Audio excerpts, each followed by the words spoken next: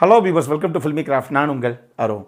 இந்த எபிசோடில் ஹிப்பா பாதியுடைய நடிப்பில் ஒரு தமிழ் படமாக இன்றைக்கி தியேட்டர்ஸில் வெளியாகிருக்கிற பிடி சார் படம் எப்படி இருக்குது அப்படின்னு தான் இங்கே நம்ம பார்க்க போகிறோம். முதல்ல இந்த விமர்சனம் பார்த்து முடிச்ச உடனே பிடிச்சிருந்தது அப்படின்னா லைக் பண்ணுங்கள், ஷேர் பண்ணுங்கள், உங்களுடைய கருத்துக்களை கமெண்ட் செக்ஷனில் விடுங்க. மறக்காமல் நம்ம சேனலுக்கு கடைசியாக சப்ஸ்கிரைபும் பண்ணுங்கள்.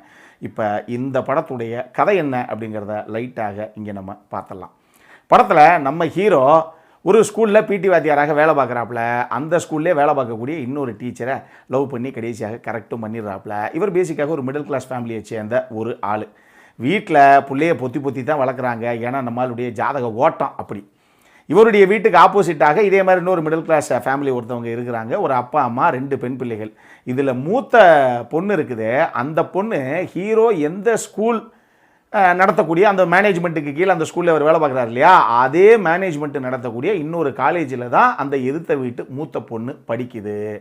அந்த பொண்ணுடைய வாழ்க்கையில் அரங்கேற ஒரு சம்பவம். அதுக்காக அந்த பொண்ணுக்கு மட்டும் இல்லை, அந்த குடும்பத்துக்கே தன்னால் முடிஞ்ச உதவியை பண்ணலாம் அப்படின்னு நம்ம கதாநாயகனே களத்தில் இறங்க போக, இதுக்கப்புறம் இந்த கதையில் என்ன தான் நடந்தது, இதுதான் இந்த படத்துடைய மொத்த கதையை.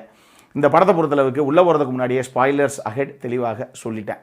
ஏன்னா ஒரு சில விஷயங்கள் கண்டிப்பாக சொன்னால் தான் அதில் என்ன பிரச்சனை அப்படிங்கிறதே உங்களுக்கு தெரியும். அதனால் இங்கேயே தெளிவாக சொல்லிட்டேன். இந்த படத்தை பொறுத்தளவுக்கு இயக்குனரான கார்த்திக் வேணுகோபால் இந்த கதையில் ஒரு சில விஷயங்களை நீட்டாக, முதல்ல தாட் ப்ராசஸ்ங்கிற அந்த லெவல்லே அதை நீட்டாக ஒர்க் அவுட் பண்ணியிருக்காரு. ஒன்று, அந்த மேஜிக் வால் அப்படிங்கிற அந்த மேட்ரை இவங்க இம்ப்ளிமெண்ட் பண்ண அந்த விதமாகட்டும், பெண்களுடைய ஆடைகளை வச்சு அந்த பெண்ணுடைய கேரக்டர் எப்படி அப்படின்னு சொல்லி சொசைட்டி இன்றைக்கி எப்படி ஜட்ஜ் பண்ணுது, இதனுடைய அவுட்கம்மாக என்னென்ன பிரச்சனைகளெல்லாம் பெண்கள் ஃபேஸ் பண்ணுறாங்க அப்படிங்கிற விஷயத்தை அவர் ஃபைனலாக கதையில் சொன்ன விதமாகட்டும்னு சொல்லி ஒரு சில விஷயங்களை ரொம்ப நல்லாவே அவர் பண்ணியிருக்காரு. அதே மாதிரி இந்த கதையுடைய ஃபஸ்ட் ஹாஃபை கம்பேர் பண்ணும்போது செகண்ட் ஹாஃபில் ரொம்ப எமோஷனலான, அதுவும் பெண்களை மையப்படுத்தின ஒரு சென்சிட்டிவான விஷயத்தை வச்சு பேசி நம்மை எதிர்பார்க்காம ஒரு கிளைமேக்ஸ் ட்விஸ்ட்டும் இந்த கதைக்குள்ளே இருக்குது. அதனாலேயே பெண்களை பற்றி ரொம்ப சென்சிட்டிவாக பேசின ஒரு படம் அப்படிங்கிறனால பெண்களுக்கு இந்த படம் பிடிக்கிறதுக்கான வாய்ப்பும் இருக்குது. இதையும் நான் சொல்லிடுறேன். ஹிப்பா பாதியை பொறுத்தளவுக்கு இது 25வது படம் அவருக்கு. என்னது 25 படமா? அவர் எப்போ 25 படம் நடித்தார் அப்படின்னு கேட்குறீங்களா? அவர் மியூசிக் பண்ண 25வது படங்க இது. அவர் அந்த கதாபாத்திரத்துக்கு என்ன பண்ணணுமோ அதை நீட்டாக இன் டேர்ம்ஸ் ஆஃப் பர்ஃபார்மன்ஸு கொடுத்துருக்காப்புல. என்ன ஒன்று, அவருடைய அம்மாவாக வரக்கூடிய தேவதர்ஷினி ஆகட்டும், அப்பாவாக வரக்கூடிய நம்ம பட்டிமன்ற ராஜாவாகட்டும், இவங்க 2 பேரும் வேற ஒரு ஸ்லாங்கில் பேசிக்கிட்டு இருக்காங்க. அவர் அப்போ இருந்து இப்போ வரைக்கும் அந்த கொங்கு தமிழ்லே தான் பேசுகிறாரு. அந்த நேட்டிவிட்டி ஃபீல் இன்னும் அவருக்கு விட்டுட்டு போல தெரியுது. ஆனால் இன்னும் அடுத்தடுத்த படங்கள்னு வளர வளர அடுத்த ஹீரோவாகி உள்ளே போக போக இந்த ஸ்லாங்கு அப்படிங்கிறது ரொம்ப ரொம்ப முக்கியம். அது கூடிய விரைவில் அவரே பார்த்துப்பார் அப்படின்னு நம்ம நினைப்போம்.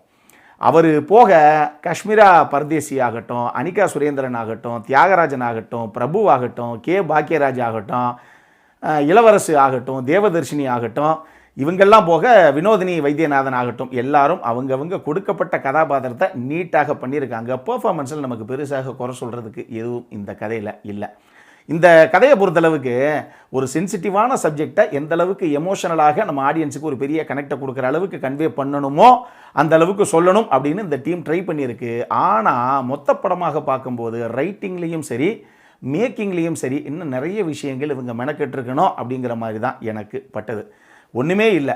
மேஜிக் வால் அப்படிங்கிற அந்த விஷயம் தாட் ப்ராசஸ் அப்படிங்கிற லெவலில் ரொம்ப சூப்பராக நல்லா இருந்துச்சு. எனக்கு அந்த ஃபஸ்ட் டைம் அதை பார்க்கும்போதே ஸ்க்ரீனில். ஆனால் அந்த வாலில் 2 பெண்கள் எதுக்கு நம்ம வாழணும் அப்படிங்கிற ரேஞ்சுக்கு ரொம்ப சீரியஸான 2 மேட்டரை ஆளாளுக்கு ஒரு பக்கம் எழுதி வச்சுட்டு போயிருக்காங்க. இதை கவனித்த படத்துடைய கதாநாயகனை மேலே கூட்டு இங்கே பார்த்தீங்களா அந்த வாலில் 2 பேர் எழுதியிருக்காங்க அப்படின்னு முக்கியமான ஒரு விஷயத்தை ஹீரோ கிட்ட காமிக்கும்போது அவ்வளவு சீரியஸான ஒரு சீனை ஜஸ்ட்டாக அப்படி லைட்டாக ஒரு காமெடியாக அதை கன்வெர்ட் பண்ணி கடைசியாக 2 பேரும் இங்கேருந்து ஒரு ரொமான்டிக் சாங்க்கு போயிட்டாங்க. சீனுடைய சீரியஸ்னஸை அங்கேயே விட்டுவிட்டு அந்த சீனில் இருக்க மொத்த சீரியஸ்னஸும் அந்த ஒரே விஷயத்தில் டைல்யூட் ஆகி போச்சு. என்னது, ஏன் இப்படி பண்ணி வச்சாங்க அப்படிங்கிற ஒரு ஃபீல் தான் வந்தது. படம் பார்க்கும்போது நல்லா கவனித்து பாருங்கள், இந்த விஷயம் அப்படித்தான் சித்தரிக்கப்பட்டிருக்கு. அதே மாதிரி இந்த கதையில் ஜட்ஜை பொறுத்தளவுக்கு செகண்ட் ஹாஃப் ஃபுல்லாகவே கோர்ட் ரூம் ட்ராமா தான். ஜட்ஜை பொறுத்தளவுக்கு சார் கோர்ட்டுக்கு தேவை எவிடன்ஸ் தான். நீங்கள் என்ன எமோஷனலாக, என்ன சென்டிமெண்ட்டாக, எத்தனை கதையை சொன்னாலும் எவிடன்ஸ் இருந்தால் மட்டும்தான் தீர்ப்பு எங்களால் கொடுக்க முடியும் அப்படின்னு ஜட்ஜாக வரக்கூடிய கே பாக்கியராஜ் பல தடவை திருப்பி சொல்கிறாப்புல வழக்கு நடக்கும்போது இந்த ஸ்டேட்மெண்ட்டை.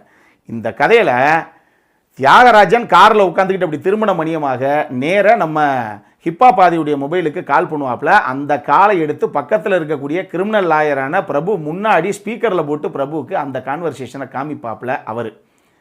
ஆக்சுவலாக நான் இவ்வளோ பெரிய ஆள் தெரியுமா அப்படிங்கிற மாதிரி கிட்டத்தட்ட தியாகராஜன் கொடுக்கக்கூடிய ஒரு கன்ஃபெஷன் தான் அது. அதையே ஹீரோ அங்கே ரெக்கார்ட் பண்ணியிருந்தார் அந்த ஃபோனில் அப்படின்னா, இன்றைக்கெல்லாம் பேசும்போது டக்குன்னு ரெக்கார்ட்னு ஒரு பட்டன் நமக்குன்னா ரெக்கார்ட் ஆகிட்டு போகுது. அதை பண்ணியிருந்தாருன்னா அதோட கதை முடிஞ்சிருச்சு. கோர்ட்டில் அந்த ஜட்ஜி கேட்ட அந்த எவிடன்ஸு அங்கேயே முடிஞ்சு போச்சு, இந்தாங்க சார்னு கொடுத்துட்டு போயிட்டே இருந்திருக்கலாம். ஆனால் நான் சொன்னேனே, நம்ம கிளைமேக்ஸில் நம்ம யாரும் எதிர்பார்க்காத ஒரு ட்விஸ்ட் இருக்குது. அது ஸ்மார்ட்டாக தான் ஒர்க் அவுட் ஆகிருந்தது. ஆனால் அந்த ட்விஸ்ட்டே போதும் அப்படின்னு இவங்க கடைசி வரைக்கும் அந்த ட்விஸ்ட்டுன்னு அங்கேயே கான்சென்ட்ரேட் பண்ணிட்டு போயிட்டாங்க. இந்த விஷயத்தெல்லாம் பெருசாக இவங்க அங்கே எடுத்துக்கவே கிடையாது. இன்னொரு பக்கம் எங்கள் ஹீரோ தரப்பில் இருந்து முதல்ல கொலை அப்படின்னு ஒரு வழக்க ஆரம்பிக்கிறாங்க. ஒரு 2வது நாள் 3வது நாள் போனதுக்கப்புறம் கடைசியில் இல்லைங்க இது தற்கொலை அப்படின்னு ஹீரோவே மாற்றி பேசுகிறாப்புல. அதை சரி ஓகே, இவருக்கு எதிர்த்தரப்பு வக்கீலாக பேசக்கூடிய மதுவந்தி இருக்காங்களே, அவங்களும் சார் அந்த பாடியிலேருந்து எங்களுக்கு லெட்டர் எதுவுமே கிடைக்கல அப்படின்னு முதல்ல ஸ்டேட்மெண்ட் ஆரம்பித்து 2 நாளாக வழக்கு அப்படி தான் வாதாடிக்கிட்டு இருக்காங்க. 3வது நாள் ஆரம்பிக்கும் போது நம்ம பிரசன்ன பாலச்சந்திரன் வந்து இல்லை லெட்டர் இருந்துச்சு, அதை எடுத்தேன், கடைசியில் நான் தான் எரித்தேன் அப்படிங்கிறாரு அவர் கோர்ட்டில்.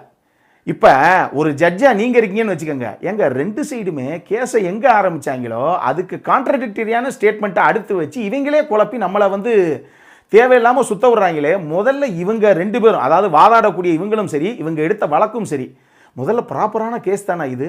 நம்மளை ஜட்ஜையே ஏமாத்துறதுக்கு இவங்களே மாற்றி மாற்றி உல்டாவாக பேசுகிறாங்கிற ஒரு ஃபீல் ஜட்ஜுக்கு வரவே வராதா? ஆனால் அப்படி எந்த விஷயமே அந்த ஜட்ஜி கேரக்டர் திங்க் பண்ண மாட்டேங்குது. அந்த கேரக்டர் கேட்குற ஒரே கேள்வி, கோர்ட்டுக்கு எவிடன்ஸ் தாங்க வேணும், நீங்கள் என்ன வேணாலும் மாற்றி மாற்றி சொல்லிட்டு போங்க, ஆனால் எவிடன்ஸை ப்ரெசென்ட் பண்ணால் உங்களுக்கு தீர்ப்பு அப்படின்னு தான் அந்த கதாபாத்திரம் பேசுது. இது எல்லாமே போக வாரத்தில் 5 நாள் எல்லா பீரியடுக்கும் பொறுத்து இருந்துக்கிட்டு கடைசியில் சார் ஒரே ஒரு நாள் அந்த பிடி பீரியடு வரும் சார் 1 மணி நேரம் அப்படிங்கிறதுக்காக பசங்க எவ்வளவு தூரம் ஏங்கி போய் காத்துக்கிட்டு இருக்காங்கிற அந்த வழி உங்களுக்கு தெரியுமா சார் அப்படின்னு ஹீரோ கேட்கக்கூடிய அந்த ஒரு வசனத்துக்காகவும் ஹீரோ வீட்டு முன்னாடி 7 ஸ்டோர் விளாடுற அந்த ரவுடி கும்பல் கூப்பிடுங்க சார் பிடியை அப்படின்னு ஹீரோ என்ட்ரி கொடுக்கணுங்கிற அந்த ஒரு காரணத்துக்காகவும் தான் இந்த பிடி சார் அப்படிங்கிற இந்த கேரக்டரே ஹீரோவுக்கு இந்த கதையில் தேவைப்படுதே தவிர மற்றபடி, அதாவது பசங்க கிட்ட ரொம்ப ஜாலியாக துருதுருன்னு இருக்கக்கூடிய ஒரு பிடி வாத்தியாருங்கிற அந்த மோட்லேயே கொஞ்சம் அந்த சின்ன பசங்களோட சின்ன சின்ன குட்டி கலாட்டாக்கள் அப்படி இப்படின்னு சொல்லி காமெடிங்கிற அந்த சைடையாவது இன்னும் கொஞ்சம் எக்ஸ்ப்ளோர் பண்ணியிருக்கலாம். படத்துடைய ஃபஸ்ட் ஹாஃபில் கதை ஆரம்பித்த ஒரு 20 நிமிஷத்துலேருந்தே கம்ப்ளீட்டாக சீரியஸ் மோடில் தான் கிளைமேக்ஸ் வரைக்கும் போகுது இந்த கதை. அதனால் நமக்கு ஏன் சார் இப்போ பிடி வாத்தியாராக இந்த படத்தில் ஹீரோ இருந்து என்ன பெருசாக சாதிச்சார்? இப்போ சாட்டு பக்கத்தில் ஒரு சின்ன ப்ரைவேட் கம்பெனி ஏதோ ஒன்று இருக்குது, இல்லை ஒரு சேல் ஷோரூம் ஒன்று இருக்குது, அங்கே ஹீரோ வேலை பார்க்குறாரு, கூட கொலிக்காக ஹீரோயின் வேலை பார்க்குறாங்க அப்படின்னு போர்ட்ரேட் பண்ணியிருந்தாலே முடிஞ்சிருக்குமே. இவர் பிடி வாத்தியாராக இருக்கிறனால இந்த கதையில் என்ன பெரிய ப்ளஸ் பாயிண்ட்டு அப்படிங்கிற ஒரு கேள்வி நமக்குள்ளே படம் பார்க்கும்போது தோணத்தான் செய்யுது. அதே மாதிரியே ஒரு ஜோசியக்கார கேரக்டர் ஒன்று வரும். ஹீரோவுடைய அப்பா அம்மா எப்போ கொண்டு ஜாதகத்தை கொடுத்தாலும் அச்சோ இவர் மோசமான ஆளாச்சே அப்படின்னே அந்த கதாபாத்திரம் பேசும். ஆனால் ஹீரோ சுற்றி இருக்கக்கூடிய எல்லாருக்கும் தான் சம்பவம் நடக்குமே தவிர ஹீரோ 7 தான் இருப்பாப்புல. அவராக போய் யாருக்காவது ஹெல்ப் பண்ணணும் அப்படின்னு போனால் தான் உண்டே தவிர மற்றபடி இவர் நல்லா தான் இருப்பார். அது ஏன் கடைசி வரைக்கும் அந்த கேரக்டர் இப்படி பேசிச்சு, அந்த கேரக்டர் இந்த கதைக்கு எதுக்கு அப்படிங்கிறதும் நமக்கு பெருசாக புரியலை. இந்த மாதிரி எக்கச்சக்கமான இன்னும் நிறைய போகலாம், அப்புறம் ரிவ்யூ போகும் 20 நிமிஷத்துக்கு. அதனால் இதோட முடிச்சுக்கலாம். மொத்தமாக இந்த படம் எப்படி இருக்குது அப்படின்னு கேட்டிங்கன்னா, நம்ம வீட்டு பெண்களே கூட தினசரி சந்திக்கிற முக்கியமான ஒரு சென்சிட்டிவான இஷ்யூவை பற்றி பேசின ஒரு படம் தான் இது. ஆனால் ரைட்டிங்லேயும் மேக்கிங்லேயும் இன்னுமே கான்சன்ட்ரேட் பண்ணியிருந்தாங்க அப்படின்னா இந்த படம் இன்னுமே ஒரு பெட்டரான படமாக வந்திருக்கிறதுக்கான வாய்ப்புகள் இருக்குது. அடல்காரனை பொறுத்தளவுக்கு இதில் எதுவுமே கிடையாது. இது ஃபேமிலியோடு பார்க்கக்கூடிய படம் தான். இந்த படம் இன்றைக்கி தியேட்டர்ஸ்லேயே வெளியாகிருக்கு. இதே மாதிரி இன்னொரு வீடியோவோட அடுத்த முறை உங்களை சந்திக்கிற வரைக்கும் இட்ஸ் அருண் சைனிங் ஆஃப்.